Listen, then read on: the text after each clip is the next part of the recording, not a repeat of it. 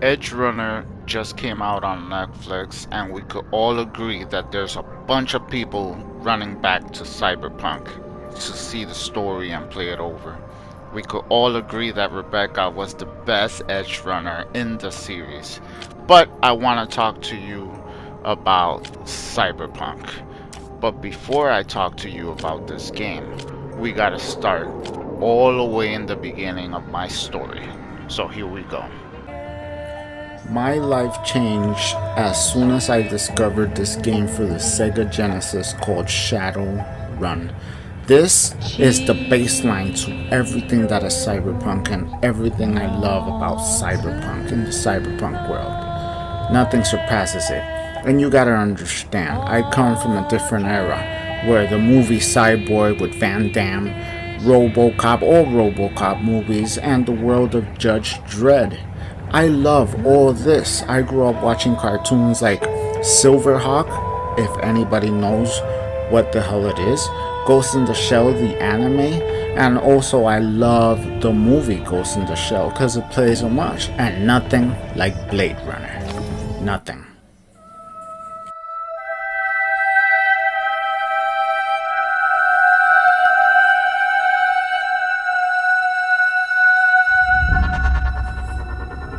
And then I finally became an adult, and the future was finally here. Not my actual future, but the future of new era of entertainment. Amazing cartoons like the Teen Titans and the series of The Night Begins to Shine that they have that plays homage to the 80s. Amazing. Series like Altered Carbon and the new RoboCop, and obviously Ghost in the Shell, as I mentioned. Amazing series and movies. Games like Far Cry Blood Dragon, Observer, and Detroit Become Human. Those games truly were amazing to me. Deus Ex Machina came out, and it was an amazing cyberpunk game through and through. I really loved it, but at the end, even though it was amazing, it still didn't quite scratch the itch of the cyberpunk world I wanted. I do gotta give a shout out to the game The Ascent, which is an amazing art style, amazing world, amazing story. Maybe the story's not that great, but the game has the grittiness and the cyberpunk world. They truly did an amazing job, and for an indie game, the graphics and the game really is really nice. You should try this game. Oh shit. But nothing will forever pass that shine that game had in my life forever.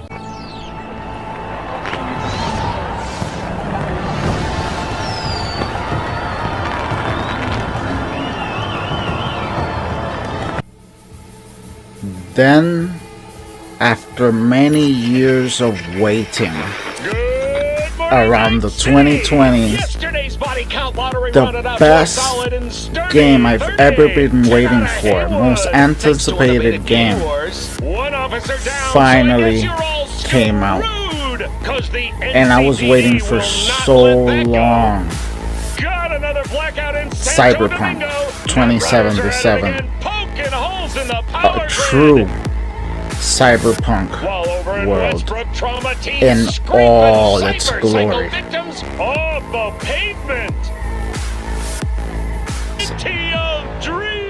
The world alone made me fall in love.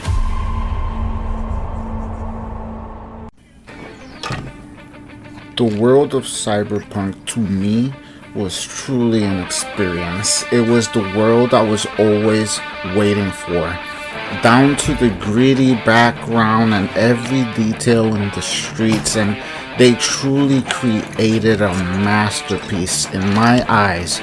Cyberpunk was the game I was waiting for all these years.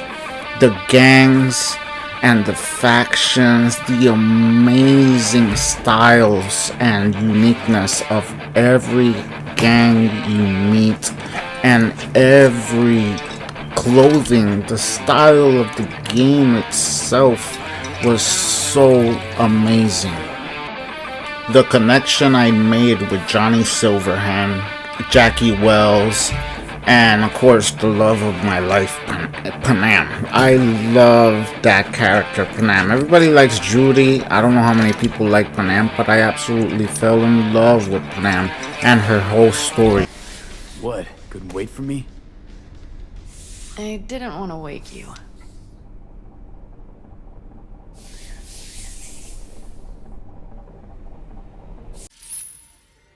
Welcome to the Detroit Experience.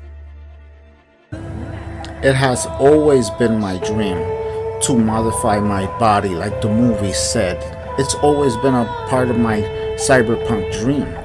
The dream of surpassing all human limitations, sickness, aging, weakness, everything that the human condition suffers, to surpass that, to become perfect. That is the ultimate perfection, where you could truly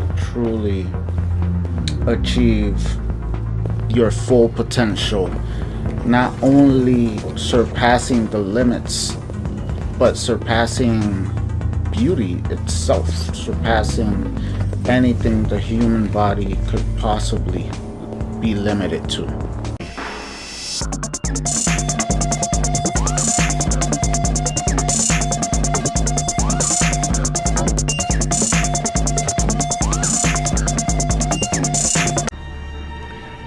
Maybe even achieving that what we always wanted, becoming a super soldier, becoming the ultimate weapon, you know, being able to defeat every adversary.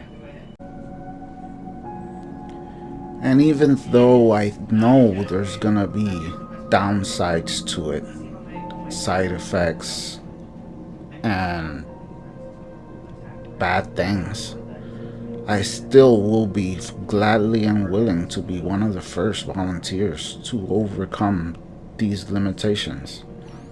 You know, I tried doing my character as close to me as possible. You know, I didn't have too many options in facial hair, but close enough. Close enough.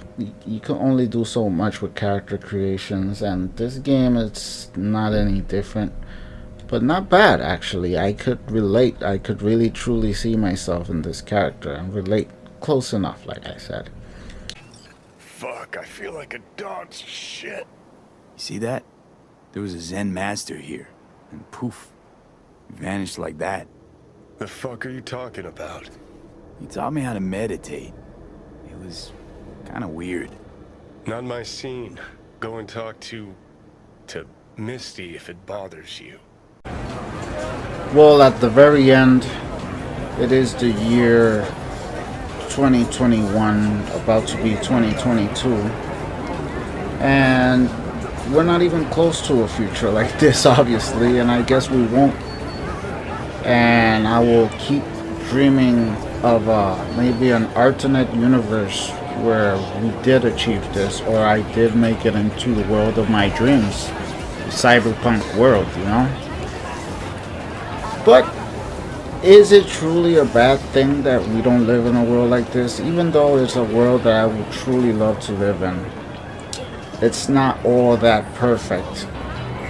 But at the end of it all, I am truly grateful to all the game companies and all the games I've been playing, the game developers, the people who have the imagination, skill, that have crafted worlds like this, so people like me could see a glimpse of a universe that could have been, or a universe that could be far in the future, and truly live out some of our dreams in a universe, in a fictional universe, like the world of Cyberpunk. Things like I grew up with in the 80s, and I guess there are people like me.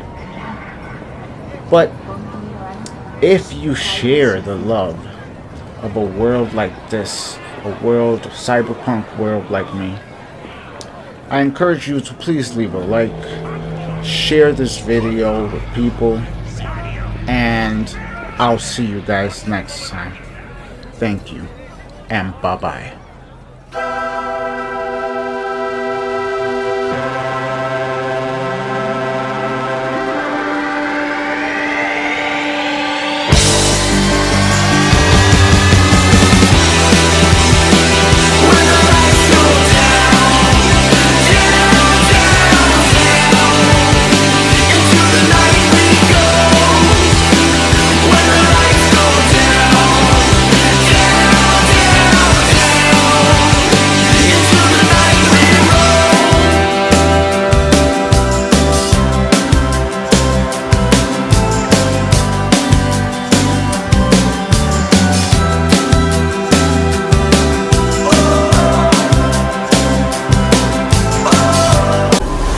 Boom.